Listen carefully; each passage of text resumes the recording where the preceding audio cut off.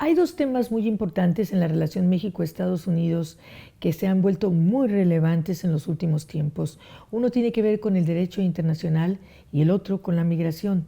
Hoy conversamos en Diálogos desde la Frontera con un especialista que desde hace muchos años ha seguido precisamente estos temas. Así es que quédese con nosotros en Diálogos desde la Frontera.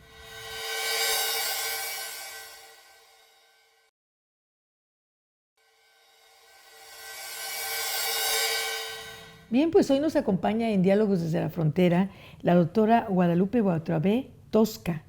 Ella es doctora en Derecho con especialidad en Derecho Internacional por la Universidad Nacional Autónoma de México. Es profesora de la Universidad Juárez Autónoma de Tabasco. Sus líneas de investigación son la migración, los derechos humanos y la política exterior de México, y sus últimas publicaciones en los que ha sido coautora en 2024 las políticas migratorias de México en crisis, México, con Tirán Blachán como coautora, en 2025 Derechos Humanos y Construcción Social, y también bueno, pues ha hecho otras múltiples publicaciones. Ella se encuentra aquí en el Colegio de la Frontera Norte en una estancia de investigación, está en un año sabático de su institución y bueno, pues nosotros agradecemos mucho que nos brinde este espacio de su tiempo. La verdad, doctora, tuvimos el gusto de escuchar una presentación que usted hizo hace 2 días aquí en el colegio y bueno, pues el estado de Tabasco es un estado receptor de migrantes internos e internacionales a partir de la década de los 70. Usted lo conoce muy bien. A finales de los 90 se integra a las entidades expulsoras y ha sido testigo también de la migración internacional en tránsito que se, pues en estos momentos no sé cómo la pudiera calificar. Bienvenida, gracias por estar aquí. Muchas gracias, muchas gracias. Es un honor estar aquí en su programa, que siempre he visto las entrevistas que hace a los profesores y ahora encontrarme aquí como entrevistada, en verdad es un alto honor. Muchas gracias, licenciada Galván. No, gracias a usted por su tiempo. Muy amable. Bien, en cuanto a Tabasco, efectivamente, a partir de los años 70, fue un estado de inmigración. Recibimos, sobre todo inmigración interna, recibimos personas de varios estados de la República para trabajar en la empresa Petróleos Mexicanos. ¿Por qué? Porque allí pues, se descubrieron yacimientos y teníamos una zona de producción, exploración y producción de petróleo. También en Campeche, pero hablando de Tabasco, recibimos miles de personas. Posteriormente llegaron también extranjeros para trabajar en las empresas contratadas por Pemex para lo mismo, para la exploración y la explotación del petróleo. Extranjeros venezolanos, colombianos, incluso llegaron empresas chinas que se establecieron y toda esta ya era inmigración internacional. Pero hablando de los tabasqueños que salieron, Tabasco no era un estado de emigración, pero en los años 90, a fines de los años 90, inició una ola de emigración hacia los Estados Unidos y hacia la península de Yucatán, sobre todo Quintana Roo, porque en Tabasco hubo despidos en Pemex, pero además la producción agrícola y ganadera decreció por la falta de lluvias. Nosotros allá tenemos cultivos de temporal únicamente, no de riego, y el cambio climático hizo que un eje muy importante de producción que se encuentra precisamente en la frontera con Guatemala, en 2 municipios de Tabasco que se llaman Balancán y Tenosique, son los municipios fronterizos. Allí se encontraba un espacio muy grande de producción agroganadera, denominado Plan Balancán Tenosique. Y allí habían repartido tierras a personas que quisieran llegar a trabajar. Entre estas personas que llegaron michoacanos que ya tenían familiares viviendo en los Estados Unidos y porque sabemos que Michoacán es un estado de tradición migratoria. Y cuando vieron que ya no había suficiente productividad en el campo, empezaron a irse. Toda esta investigación la realizó la maestra Marianela Ochoa, una profesora de la UNAM que es originaria de Balancán. Ella inició con esa investigación y donde determinó que allí se formaron las redes sociales de michoacanos y empezaron a emigrar. Posteriormente, ya de todo el estado, incluso a la semana salen varios autobuses con destino a las principales ciudades fronterizas. Sobre todo van a las que nos quedan más cerca por el Golfo de México. Matamoros, Reynosa, que son las que nos están más cerca de nosotros. Y doctora, todo esto reconfiguró por completo la población de Tabasco y además generó diferentes situaciones, tal y como lo explicaba el otro día en su presentación, ¿no? Generó cambios radicales en la población, en las conductas, en una serie de cosas. Por supuesto, por supuesto. Yo soy profesora y a los jóvenes les digo algunas palabras que son muy locales. Nosotros decimos palabras chocas o palabras tabasqueñas y los chicos las desconocen. ¿Por qué? Y les pregunto, ¿son tabasqueños? Sí. ¿Por qué? Porque son hijos de personas de otras entidades federativas. Entonces, en sus casas, dentro de su núcleo familiar, no utilizan el lenguaje de los que somos originarios de allí. De Tabasco. E incluso los acentos. No todos tienen el acento tabasqueño, aunque sean nacidos y criados en Tabasco, porque ellos hablan como escuchan en su casa a sus padres. Generalmente nos llegaron muchas personas del norte de Veracruz, Tamaulipas, Oaxaca, también de la capital del país y de diversas entidades federativas. El atractivo más importante era el empleo y obviamente los salarios. Mire, de hecho, a Tabasco lo consideraban como la tierra prometida, porque los que lograban colocarse dentro de la paraestatal tenían un salario superior al de los que estamos fuera. Definitivamente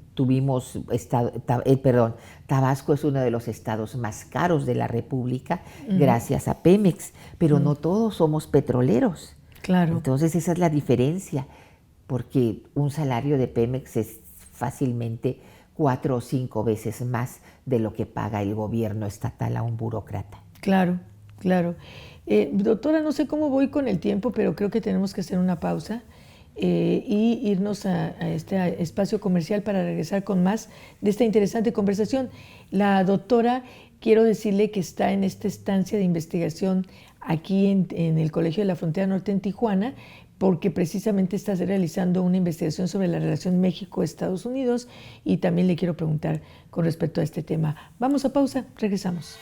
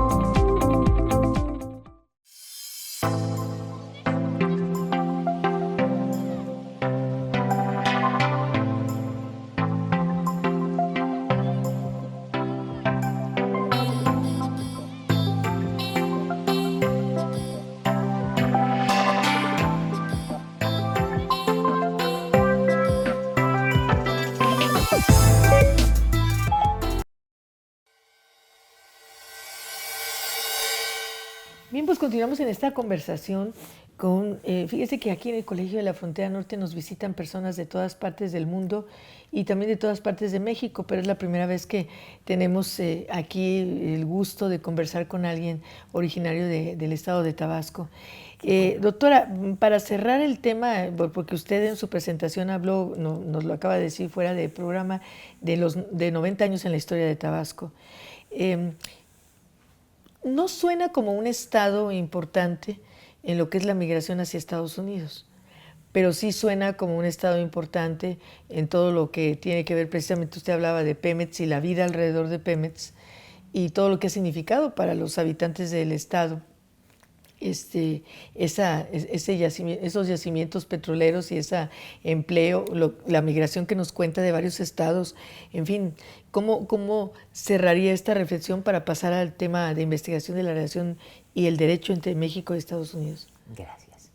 Bien, Pemex le dejó a Tabasco muy poco, porque, como sabemos, la mayor parte de los ingresos de la empresa se van en impuestos y en el apoyo para el gobierno federal, ¿no? El gobierno federal es el que recibe las ganancias de la paraestatal. Entonces, si bien en Tabasco, Chiapas y Campeche se encontraban los yacimientos, los recursos económicos generados por la venta de petróleo y todo, se repartían a todas las entidades federativas de la República, porque iban directamente a Hacienda, a la Secretaría de Hacienda, que era la encargada de repartir. Así que si hablamos de hoy, Tabasco quedó como Villahermosa, la capital, y las ciudades de los municipios muy abandonados. No tuvimos un desarrollo en infraestructura, carretera, puentes, como debió esperarse. He visitado en estos últimos años ciudades del país que me ha sorprendido la infraestructura carretera que tienen y nosotros no la tenemos. Y son estados que sí tienen un Producto Interno Bruto con buen nivel, pero que no generaron los recursos económicos que generó Tabasco. Entonces yo hasta allí quedo, no quiero polemizar ni decir que pero estoy es verdad, hablando. doctora. Es una realidad. Es una realidad. Es lo que vivimos. Si ustedes llegan a visitar Tabasco, nada más a simple vista se nota la falta de desarrollo. Quedamos atrasados 30, 40, 50 años de la modernidad que debiéramos tener. Muchos empleos se han perdido y desde hace varios años, podemos hablar de una década o más, ya la empresa no está contratando. Al contrario, las plazas que se cierran ya no vuelven a abrirse, porque sabemos que Pemex está en una situación financiera pues crítica, por no decir que se encuentra en crisis. Entonces, por esa razón, ya no hay una apertura comercial. Se construyó la refinería Olmeca, que generó también empleos en el año 2020 para acá, pero al concluir la construcción, todos los empleos que se generaron fueron nada más temporales, ya se terminaron o concluyó, y nada más los que están trabajando dentro, que la mayoría de ese personal ya era parte de la empresa, no fueron contrataciones nuevas. O sea, los movieron de un puesto a otro. Así es, así es. Doctora, usted tiene como carrera base el derecho, usted es abogada, y uno de sus temas, de sus líneas de investigación cambió un poco, es el derecho internacional. Y está muy a discusión todo lo que ha ocurrido en esta relación. A veces nos ponemos a pensar, están atropellando nuestro derecho, sobre todo en todas estas negociaciones. Alguien como Donald Trump que dice, a mí no me interesa firmar un tratado comercial con México y con Canadá, como diciendo, nosotros no los necesitamos. Pero hay un derecho, hay un tratado, y usted está haciendo esta investigación. ¿Cuáles serían los ángulos más importantes que debemos tomar en cuenta ahora en este tema? Bien. El Tratado de Libre Comercio forma parte del sistema jurídico mexicano.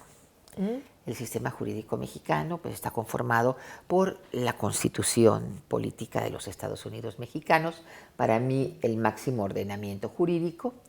Inmediatamente después están los tratados internacionales firmados por el gobierno de México y en tercer lugar las leyes federales. Aunque debo hacer puntualizar que los tratados en materia de derechos humanos se encuentran al mismo nivel que la Constitución Federal, porque en el artículo 1 de la Constitución se señala los derechos humanos establecidos en esta Constitución y en los tratados internacionales de los que México sea parte. Por lo tanto, encima de todo se encuentran los tratados en materia de derechos humanos al lado de la Constitución e inmediatamente después los tratados en general. Por lo tanto, el Tratado de Libre Comercio es un compromiso que firmó el gobierno mexicano, ahora Temec, antes Telecán, y estamos obligados a cumplirlo. En el sexenio pasado hubo algunos puntos que no se cumplieron, sobre todo en materia de las energías no renovables. Sí, que yo le digo energías limpias, y existe un capítulo donde se habla de la solución de controversias. Entonces tenemos que cumplirlo porque desde el momento en que el gobierno de México firma un tratado y el presidente de la República lo ratifica, porque él es el que firma, y en la ratificación, el instrumento de ratificación literalmente dice: me obligo a cumplirlo y hacer que se cumpla y observe. Y firmó el presidente Andrés Manuel. Entonces tenemos que cumplirlo porque son compromisos contraídos. Si alguno de los gobiernos ya no desea continuar con el tratado, tiene una opción que es la cláusula de salida, el retiro, se retira del mismo. Y en este momento, lo que va a iniciar el próximo mes será una revisión nada más. En el tratado que entró en vigor en el 2020, se señaló que 6 años después se haría una revisión, que no renegociación. Revisión de las condiciones en las que se firmó Nada más si se está cumpliendo, si hay algo que hay que mejorar, pero no hacer un nuevo tratado como he leído que es lo que pretende el gobierno norteamericano. En Estados Unidos. Doctora, vamos a hacer pausa.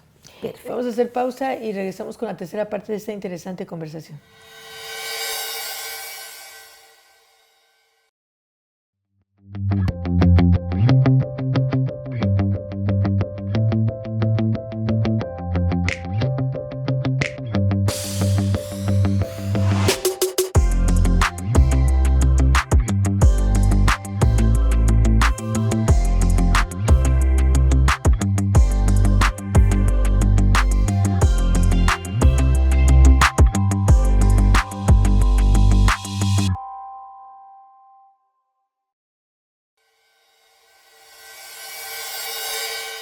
Bien, pues estamos hablando de un tema que va y viene. De hecho, cuando nos habla el secretario de Economía y todo esto, habla, no, pues que va la negociación y todo, pero usted está tocando un punto fundamental.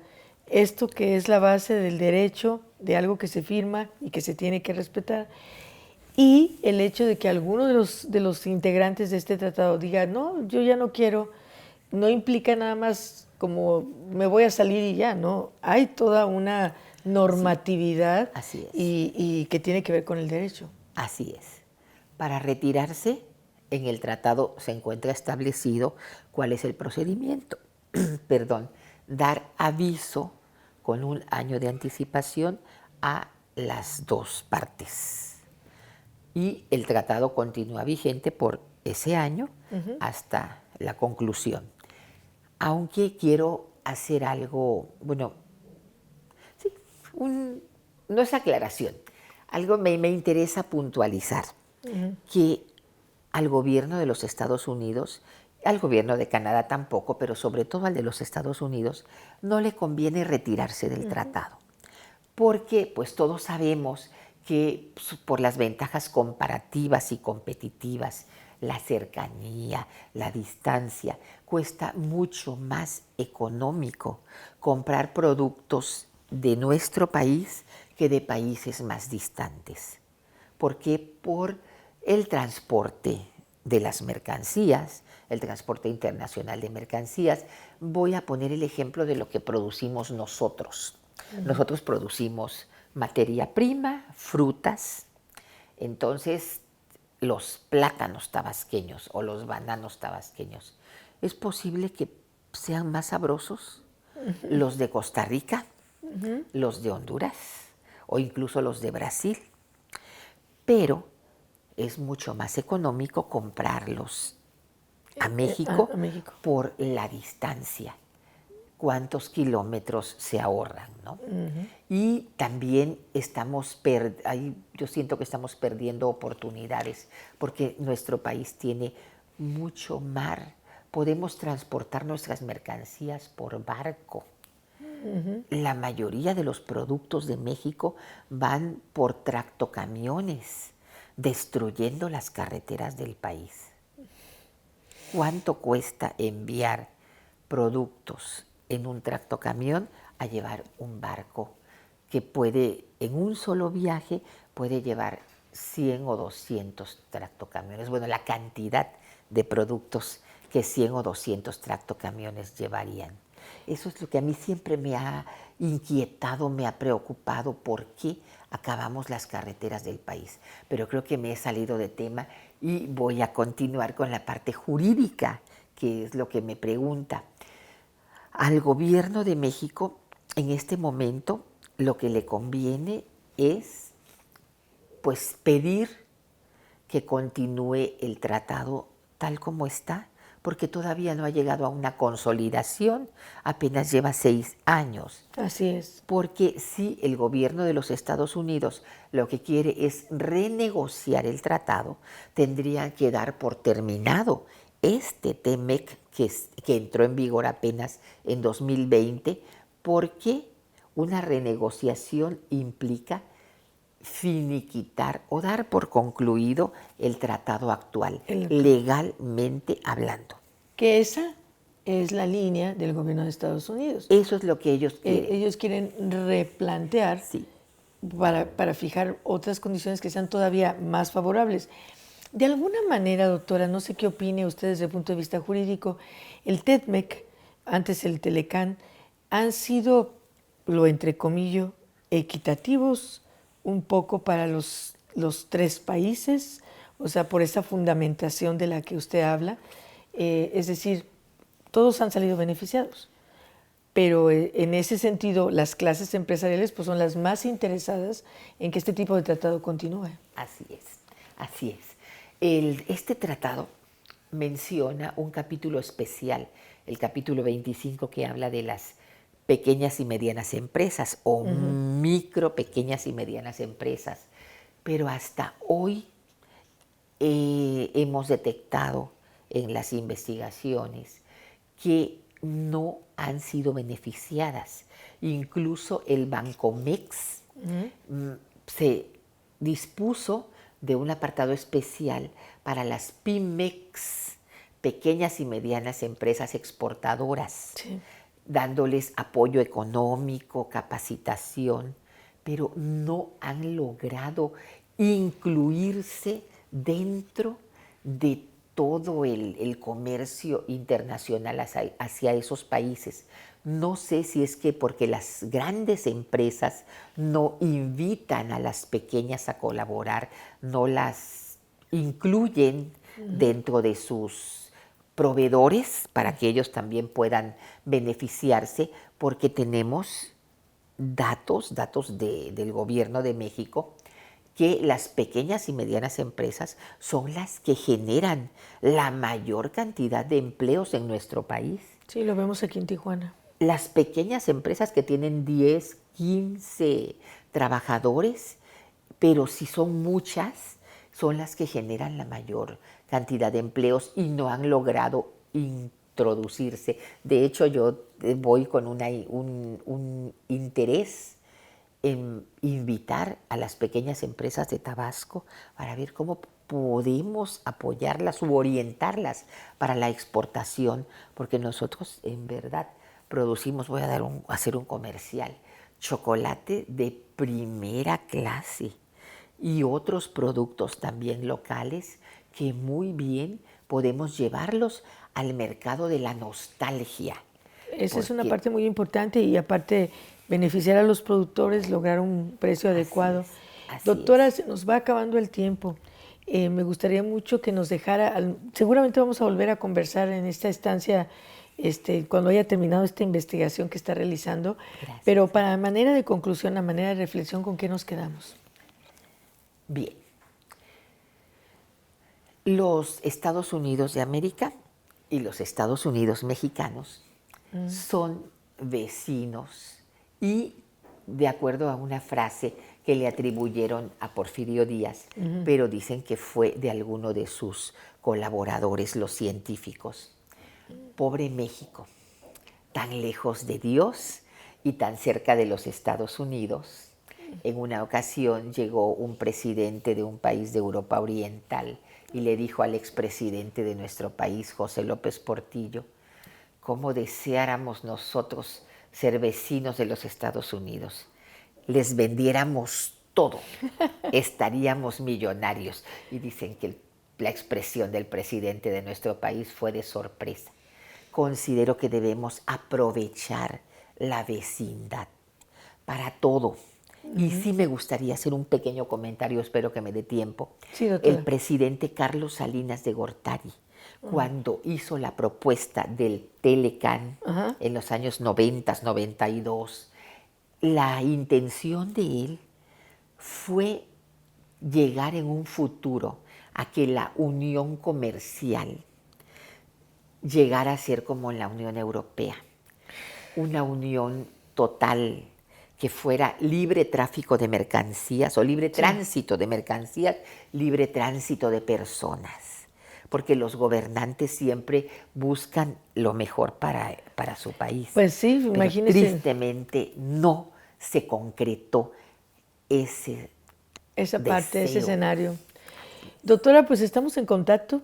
Qué bueno que está aquí en el Colegio de la Frontera Norte, qué bueno que pudimos platicar.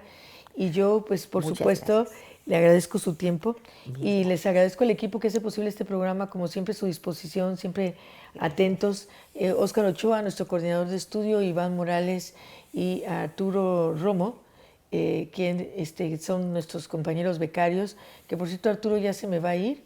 Y bueno, pues ya termina su periodo como becario, pero ha hecho un trabajo muy, muy bonito aquí en el estudio de televisión.